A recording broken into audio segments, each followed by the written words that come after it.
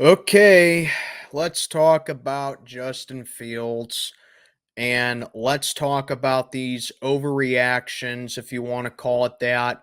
But I know a lot of you people are going to comment down in the comment section about stuff like, oh, it's training camp, Mac. You're overreacting. You're blowing everything out of proportion.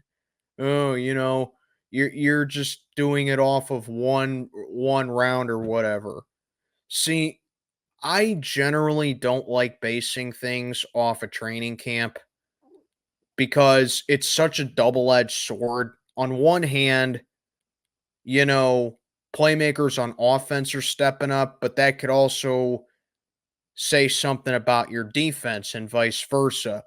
And that's why I don't really try to base anything off a training camp. But I sit back, I look at these reports, and I see the highlight footage of Justin Fields at training camp, and it prompted me to make this video. What's going on, everybody? I'm Mac, back with another video. As always, do me a favor, like, comment, subscribe, follow on Instagram. Link is down in the box below. So, training camp is underway, and Russell Wilson has missed the Steelers' first training camp practice with a tight calf. He says it's, quote, nothing to panic about, but none of us are doctors, and the only one who can really diagnose that is a doctor. So I'll just take Russ's word for it now, unless someone else says otherwise. And obviously, we know that Russell Wilson is going to be the starting quarterback, but Justin Fields got the opportunity to take first team snaps on Thursday at training camp. So, obviously, there's been a lot of talk about Russell Wilson and Justin Fields all offseason. And during the session, it was Justin Fields who opened up to to his friendship with Russell Wilson and them being able to work together as a team. And it really did seem like Justin Fields was real eager to start in training camp, as in training camp he threw a perfect deep ball pass down the left sideline, and it was to a wide open Van Jefferson, mainly because Dante Jackson fell down on the route.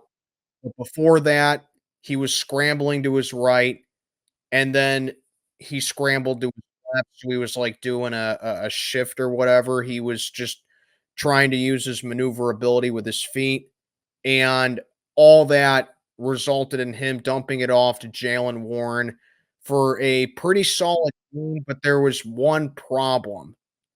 I guarantee you, in any other condition right there, Justin Fields would have been sacked, because like I keep beating the dead issue right there with Justin Fields. I like that he can use his legs. I like his elusiveness. I like his innovation.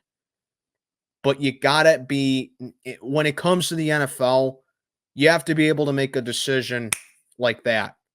Okay? If he was going up against a defense right there and he had that much time to throw, that says one of two things to me. Number one, it either says our offensive line is a lot better than what people say it is, or the opposing team's front seven is just trash. Okay. He would have been sacked. I guarantee it, he would have been sacked. And even if he hadn't been, there were two linemen that were both illegally downfield because of the time that it took Justin Fields to give the ball to Jalen Warren. So in short, right there, Fields just needs to have better decision making, and he has to be aware of the situation. And then after that, he did toss another really good pass. It was a nice back shoulder fade over to George Pickens, but it was broken up by Dante Jackson. He didn't lose his footing that time, as he was able to break up the pass. Very next play, very ugly throw across the middle to Fryermuth. And then a little bit later, he did put a throw out to Connor Hayward in stride. So basically, this is pretty much the Justin Fields that we're all used to seeing, because he did look like that a little bit in Chicago where he did have the intangibles to throw a nice deep ball, and he did have the ability to gun it downfield and have a nice arm, but it's held back by his decision making. And yes, guys, I know our front seven is loaded. Our front seven is physical. Justin Fields is a young kid. He's going up against some of the elite pass rushers. Like I said, this is why I don't really try to base it off a training camp, because it's such a double-edged sword. On one hand, I love that our defense is still physical. I love that our defense is pretty much picking up where it left off, and it gets me excited for some of the young kids that we got out. But on the other hand, Justin Fields isn't off the hook because of that decision making right there, especially with that play to Jalen Warren. I mean, come on. Like, let's say if TJ Watt was on another team, God forbid, but let's just say that was the case and TJ Watt was on another team and the Steelers were going up against whatever team TJ Watt was on, and Justin Fields had that, Justin Fields tried to make that play with an on-charging guy who's a former defensive player of the year and a guy who can easily get a bare minimum of 15 sacks a season. That's what I'm talking about. He throws a deep ball well. We all know that.